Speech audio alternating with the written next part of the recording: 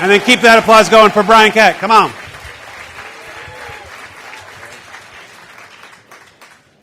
All right. So when I was a high school science teacher in Chicago, I really struggled with two things.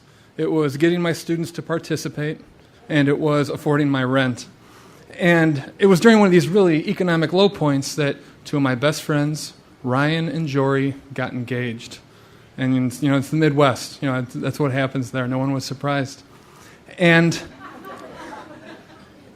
there's a radio station in Chicago. It's been around forever. It's 101.9 FM, The Mix.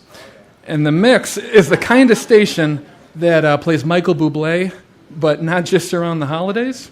So while everyone in Chicago listens to The Mix, nobody in Chicago likes The Mix. And the day after that, Ryan and Jory got engaged and asked me to be a groomsman. Big deal for me. The Mix announced that they were holding a giveaway for a $100,000 dream wedding giveaway. Cover everything. Rentals, venue, food, alcohol, DJ, everything. The only caveat being that the winning couple had to get married in 2 weeks. And Jory was so pumped to be engaged, she filled out an entry. And like 10 minutes later, the radio station called her and said, yeah, okay, you and Ryan are one of 3 couples in the finals.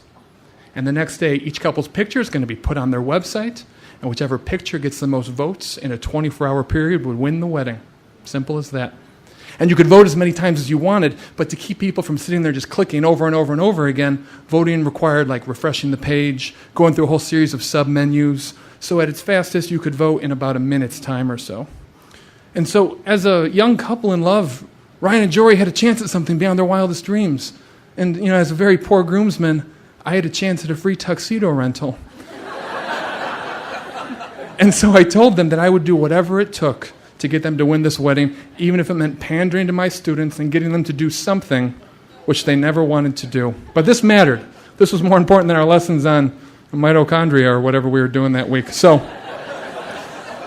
when I got to school the next day, I made a bunch of bright yellow flyers with all the steps to vote for Ryan and Jory. But then at the bottom, in big font that no one could miss, it said, free donuts if they win. Because if I knew one thing, it was this, that teenagers love donuts. There was a bakery across the street that they always went to. And so I was a little apprehensive, and I handed the flyers out in my first class. And amazingly, they took to it. They started voting right on their phones right there. And I started looking the other way on the school's very strict no cell phone policy. And then, during passing period, I was a bit more emboldened. And I went around during then my planning period to all the other science classes, and I dropped off a stack of flyers. I interrupted. I made a similar plea, and I had similar results. And then, just obsessed with this power I had, I went down to the computer labs where the keyboarding classes were taking place. And I really turned on the waterworks, painted them a sob story about how this was a dream for my friends, and I convinced those teachers to get rid of whatever they were doing today, to project my flyer at the front of the classroom, and then to pressure each class of 30 students to vote over and over again throughout the entire day. And even though I turned those classes into what were, essentially sweatshops, it was okay, because teenagers love donuts. And so it's the next day, it's in class, it's in the morning, they're playing The Mix, and these obnoxious DJs, Eric and Kathy, are on, and everyone's kind of losing their mind, but they announce the winners.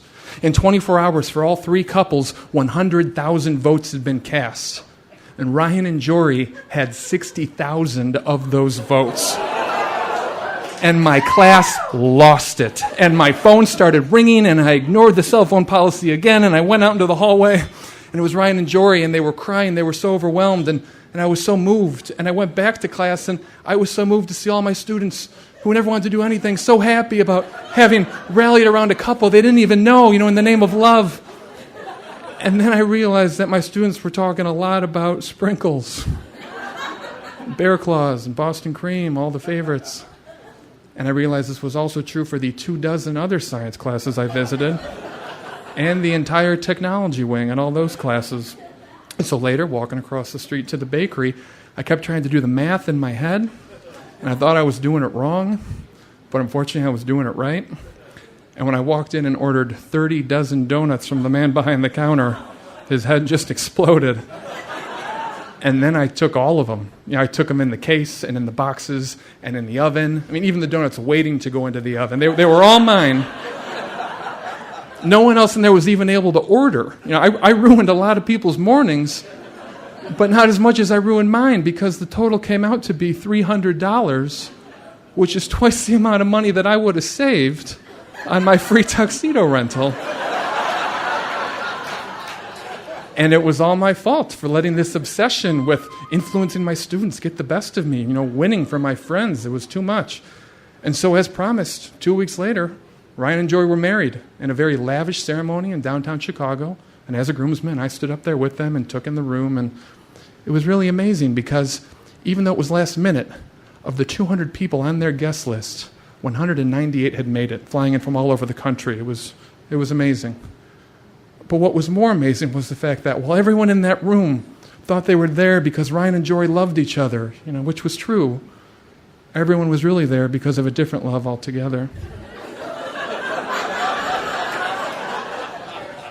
Everyone was really there because teenagers love donuts.